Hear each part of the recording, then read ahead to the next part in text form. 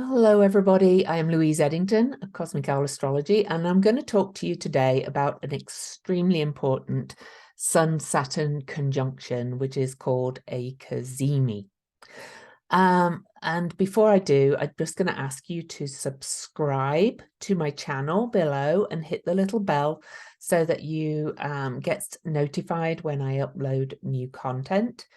But I'm going to dive right into this, and I'm going to share the chart really quickly and then just talk to you. I'm going to point out the aspects. And then I'll talk about what it all means. All right, let's dive in. So the exact conjunction is going to take place on February the 16th, which is tomorrow at 11:48 a.m. Eastern. So you can adjust for your own time, but it's kind of a big one, so it's happening all day, and I'll talk about some times of the what's called the Cazimi, because an exact sun planet conjunction is called Cazimi, which means that the planet is in the heart of the sun, right at the center, often called the throne of the king. I prefer throne of royalty because, you know, it's queens as well. And we are in the sign of Aquarius, which is very egalitarian. So this is where the Sun and Saturn are conjunct. Okay. And this is in, if you see this, by 11 minutes in an almost exact trine to asteroid Hecate. So I'll talk about what that means. It's also in a sextile to asteroid Cersei, so I'll talk about what that means too. But I do want to point out that as I'm speaking, I'm recording this on February the 15th. The sun is just about exactly conjunct to Cersei and opposing Hecate and making what's called a wedge pattern, drawing a real kind of pulling together of these energies. And again, I'm going to talk about what those energies are and what they mean. Also, this Cazimi conjunction is square to dwarf planet Sedna. So, and she has been hovering around these end degrees of Taurus for quite a while, and she's going to be moving into Gemini this year, and I'll talk about what that means as well. But I will say that she is close to or sitting on rather fixed star Algol. So I'm just going to add her actually so you can see Algol. There's so many stars. Let me just quickly get Algol. Sorry, I should have added this before, but here she is. There's Algol 2629. So very close. So this is square to Algol as well. Oh, quite a lot going on there. And of course, we've got a lot of other things going on as well as this Cazimi, with Pluto at the anaretic last degree of Capricorn, finishing up his journey in Capricorn, where he's going to bob in and out of Aquarius for the next couple of years. Okay, 5 times he's going to pass the 0 degree of Aquarius. So there's quite a bit to talk about. So I'm going to stop the share and just talk about it because, and I'm not going to do all signs because this is going to be quite long anyway. If you know where your rising sign is, look where Aquarius is in your chart. If you go to astro-seek.com or astro.com, you can create a free chart, look for this symbol, look for this degree, and find where it is in your chart. But I'm going to talk about it from a kind of more upper level kind of thing, if you like. So the first thing I want to say is that this Cazimi is the last Sun Saturn Cazimi in the sign of Aquarius until 2051. It's actually, the next one is actually going to be in January of it's January the 31st, 2051.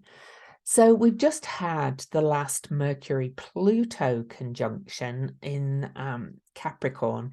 That was last Friday. I'm recording this on, what day am I? Wednesday, February the 16th. So just almost a week ago, we had the Mercury-Pluto conjunction in Capricorn, and that was at 28 degrees. So we're getting these end degree Cazimis, conjunctions, finishing up cycles and starting new cycles. And that in itself, though they're starting new planetary cycles as well, synodic cycles, well, with the sun. And but also they're at the end of signs, because a lot of planets are changing signs as well this year. So many endings, so many beginnings. So first of all, this is at 27 Aquarius, 44, finishing up the journey. Sun will then move into Pisces, followed by Saturn. But Sun and Saturn has been what's called combust the sun for quite a while now, using a 10-degree orb. That is since January the 30th, and Saturn will be combust the sun until February the 27th. And what that means is that Saturn is not visible from our perspective, because the light of the sun is burning out the energy of the planet from our perspective. So the sun obviously is so bright that the planet is no longer visible. And that means the energy is somewhat burnt out. Combust means burned out. And to my mind, that always kind of means like a little bit like a phoenix, like you burn it down to be reborn. So Saturn is not only finishing the journey in Aquarius this month, he's also kind of, the energy is kind of being burned out to be reborn again. And so when Saturn emerges from this combustion, he'll be right at the end of this sign. So let me show you quickly. February the 27th, and I don't like to kind of really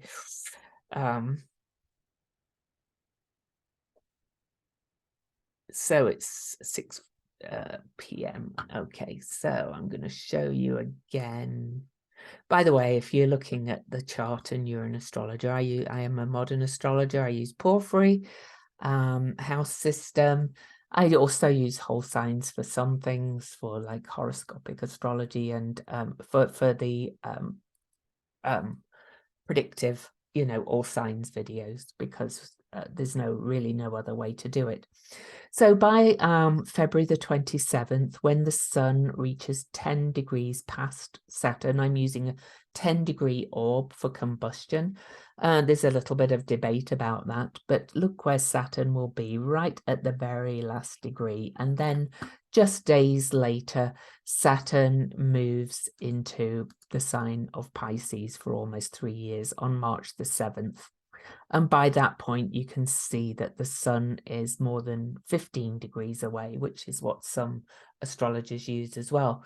So it's almost like the core of our solar system is taking, which is the sun, is taking Saturn into the new sign and burning out his journey through Aquarius and saying, what lessons have we learned? Now, the Cazimi itself means that it's this bright spot right in the middle of the journey, and it's in the throne. Saturn's at his strength for this short time, and it's like we're going to get these dazzling insights. Now, Cazimi officially is like, again, a little bit of dispute here, but I use 17 minutes before and after, 17 solar arc minutes. The Cazimi is beginning at 3:46 a.m. Eastern time on the 16th and ending at 7:36 p.m. Eastern time. That's New York time on the 16th. So for that period, from 3:46 a.m. to 7:36 p.m. Adjust for your time zones.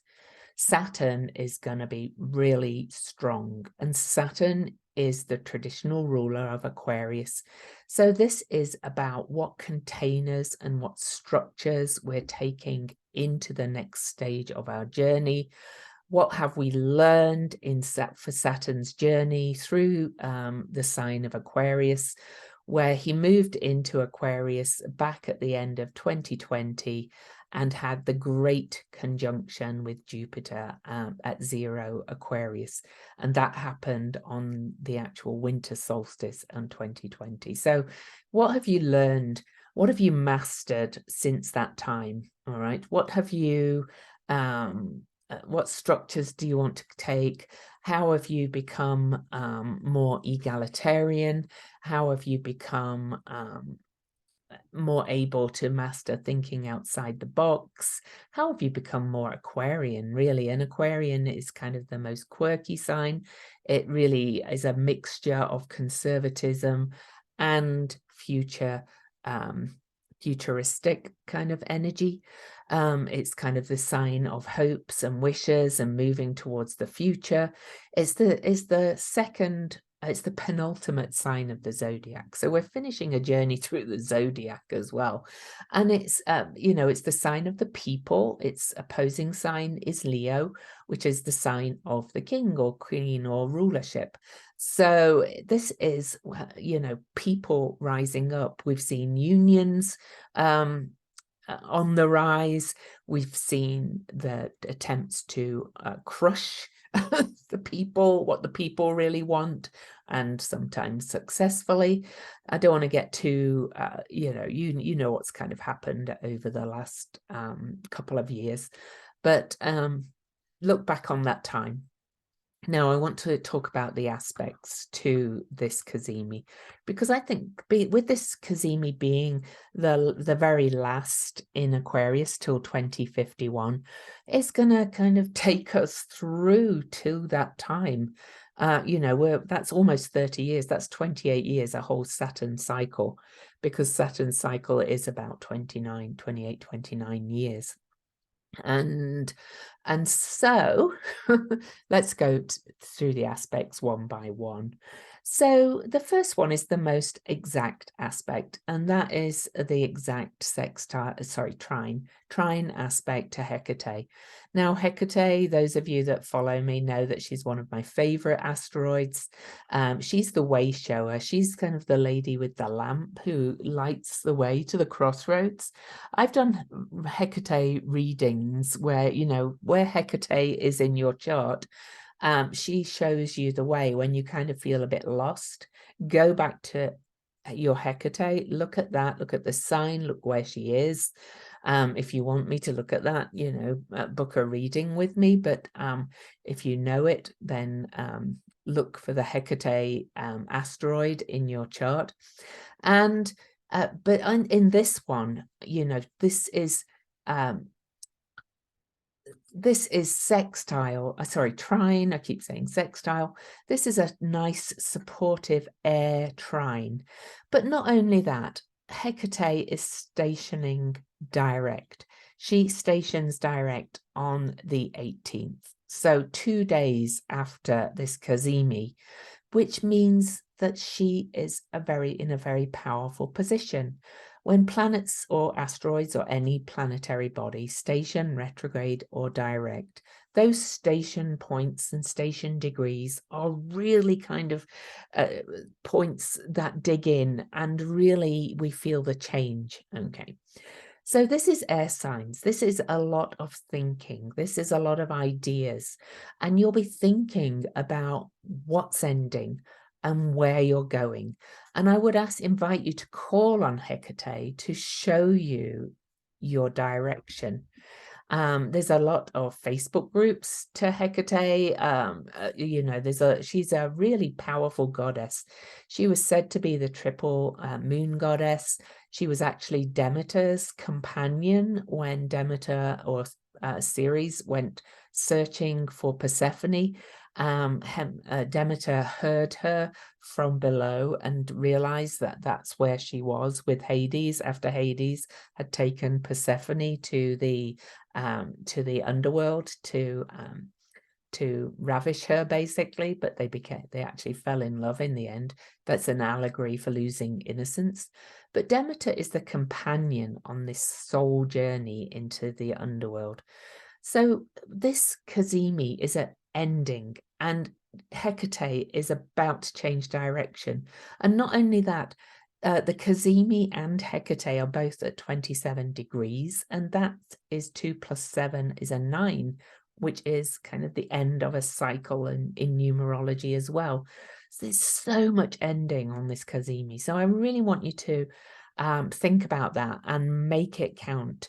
Perhaps really to spend some time as the Cazimi approaches this evening or tomorrow during the Cazimi, kind of thinking about where you're going, because with endings come new beginnings, because then we're starting a new synodic cycle of the Sun and Saturn, and their next conjunction will be in Pisces. So that's the first aspect. Then we've also got this sextile. This time it really is a sextile. So another supportive aspect to Cersei in Sagittarius. Sagittarius, the sign of freedom seeking, truth seeking, visionary. And Cersei is the witch. She is an alchemist, really. You could read the book Madeline Cersei by Madeline Miller to find out more about her. It's a really good read as well. So, and Cersei is kind of alchemizing all the truths we've learned since Saturn and Jupiter met at 0 Aquarius back at the end of 2020. And she's kind of mixing it all in the pot to create what's the gold of what we've really found to be true. Lastly, I'm going to just talk about the square to Sedna. All right, I'm not going to talk about Algol because that's Medusa, and well, maybe I'll talk about it a little bit. But to Sedna, Sedna has an 11,408 year orbit. Okay, she is the harbinger of massive collective change. Sedna was last at the end of Taurus at the end of the Great Ice Ages, when when human beings became agrarian and started farming and started kind of creating communities and things like that. And to my mind, she's really associated with climate change. And it's really interesting that on this Cazimi, what we have emerging from this is the damage that we humans are doing to this planet. Because we have, for one example, we have the environmental disaster that's developing in Ohio, where there was a train derailment and it spilled a lot of really toxic chemicals. So how we work with our resources and things, Taurus is our resources and Sedna's in the sign of Taurus, is really being highlighted. And I think on this Cazimi, we are really going to have something coming in our face, to be honest, about things that we need to change if we don't want to poison ourselves and kill ourselves, which we appear to be doing at the moment. There is the square to Algol as well, and that's Medusa. You know, Algol is supposed to be one of the most dangerous kind of fixed stars, and to my mind that also brings to mind this contentious kind of bringing to light, which is what a Cazimi often does, of things that we're doing to the earth and collectively, and how do we want to move forward to the future. Okay, so this is a really, really important Cazimi and conjunction. Again, I'm not going to go through the whole signs because I just wanted to get this out there for you today. but I invite you to make the most of it for your personal life and look at what you're doing with all the themes I've talked about, alchemizing truth, that your way forward, how do you want to go forward in creating hopefully a brighter and better future. So before I leave though, I do want to give you a shout out, to my sponsors, my podcast sponsors. And I've also got my owl mug with my coffee in. Quick sip. And Four Sigmatic. Four Sigmatic is just, I'm so enjoying this coffee. It brightens my focus. Four Sigmatic coffee, if you've never come across it, contains basically medicinal mushrooms, not psychoactive mushrooms, like reishi and things that improve focus, and it just kind of makes the coffee less. When I drink the Four Sigmatic coffee, I kind of get the coffee lift without that awful kind of tired buzz that you get if you have too much. I love Four Sigmatic coffee. It's absolutely amazing. Four Sigmatic have been very generous and given me a code, Cosmic, which you'll find in the show notes below, to get 30% off your first order. It's money back if you don't like it. So try it, give it a try. Ask for your money back if it doesn't suit you, or create a subscription if you do like it. But they also make various other things. They make elixirs, they make protein powders, they make various things like that if you don't drink coffee. But they help people achieve elevated wellness with the world's most nutrient-dense ingredients. So why not enjoy your coffee with some stuff that's also really good for you? So give it a try. Okay, so again, thank you. Give me a subscribe and give me a bell, and I'd love to hear your comments. What was happening for you, or what's happened for you since Saturn moved into Aquarius at the end of 2020, and where do you think you're going? Leave me a comment, tell me. And it's a very exciting time, but quite challenging with all these endings and beginnings. So keep strong and join me next time.